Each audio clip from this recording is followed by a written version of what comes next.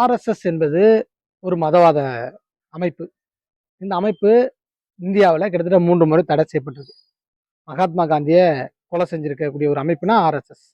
இந்திரா காந்தி எமர்ஜென்சியில் தடை செய்யப்பட்ட ஒரு அமைப்புனா ஆர்எஸ்எஸ். இப்படி மதத்தின் அடிப்படையில் அரசியல் செய்யக்கூடிய மிக மிக அயோக்கியத்தனமான ஒரு அமைப்பு என்றால் அது ஆர்எஸ்எஸ்.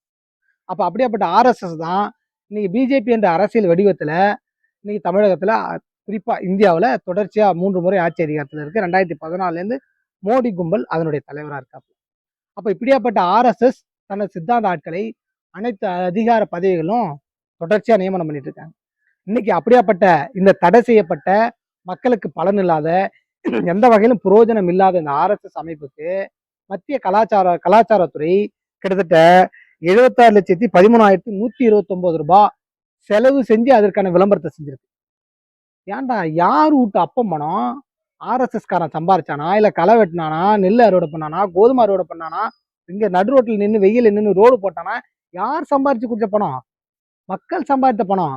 நீ எவன் அம்பானி காலையோ இல்ல அதானி காலையோ கழுவி குடி, இல்ல அதற்கு கூலி வாங்கி அதுல செலவு பண்ணு. ஒன்றிய அரசுக்கு, ஒன்றிய கலாச்சாரத்துறைக்கு என்ன அருகதை இருக்கு? மக்களோட பணத்தை எடுத்து ஒரு மதவாத கும்பலுக்கு, மதவாத அமைப்புக்கு விளம்பரம் செய்வதற்கு உனக்கு என்ன யோக்கியதை இருக்கு என்பதை நம்மளுடைய கேள்வியா இருக்கு. ஏன்னா இந்த அரசு அதிகாரிகள் இன்னைக்கு ஆர்எஸ்எஸ் சங்க பரிவார கும்பலா மாறி இருக்கிறார்கள். அப்ப இவர்களை அகற்றணும்.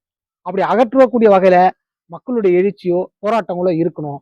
அப்படி இருந்தால்தான் மக்களுடைய பணம் என்பது பாதுகாக்கப்படும். இல்லைன்னா ஒன்னு ஆர்எஸ்எஸ் செலவு பண்ணணும், இல்லைன்னா கார்பரேட் கம்பெனிக்கு செலவு செய்யணும், தள்ளுபடி பண்ணுவானுங்க.